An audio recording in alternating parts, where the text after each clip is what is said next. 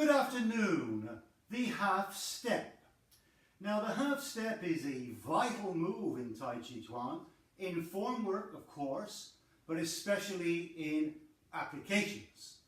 But today I'm going to show you, break it down a little bit so that we can become more conscious of the lower part of the body.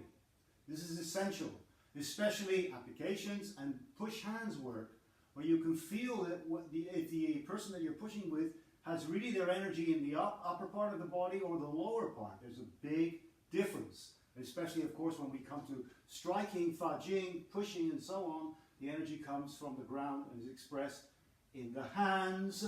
So let's have a little look at this now. When we take the half step, it really is a half step, not a full step like that.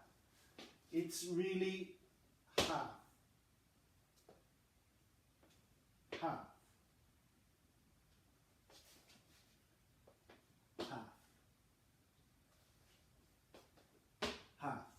Now, we try to step with the flat foot, not lifting the heel and stepping forward like this. If necessary, you can do it like that, but it is preferable to lift the foot, relax the ankle, control the ankle so that the foot, the flat foot, stays parallel to the ground. It's not that easy. It needs practice. Now, when we take a half step, we're really separating the weight, substantial and insubstantial, so that, let's say I'm in brush knee, and I'm going to shift forward, half step, pipa, okay? As I step forward, we're rising up a little bit. So this part, this here has to be really rooted solidly into the earth. So we lift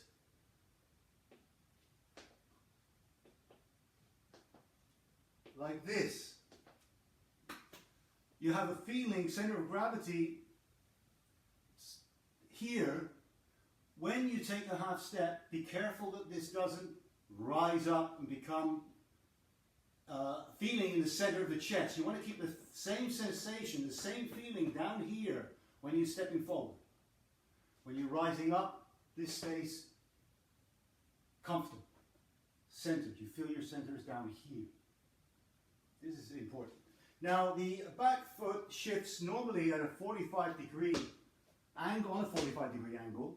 It is possible for very large people to open it up and do 90 degrees. Okay, you can see that traditionally with some traditional masters who were like Yan Fu, a very big man. So you can open it up if necessary. Also, you can perhaps bring it closer if you have tensions in the knee or the hips or whatever.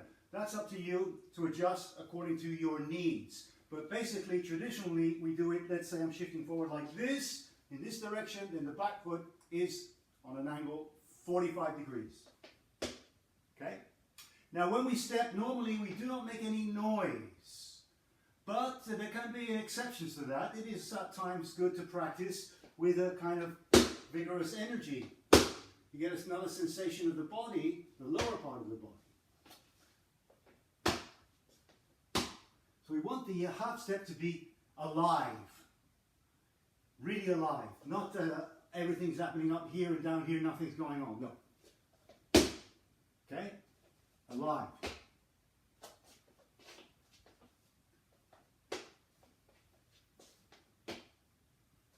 So that's the half step. Now the half step is something rather personal for me. I did read a long time ago, and it stuck with me, that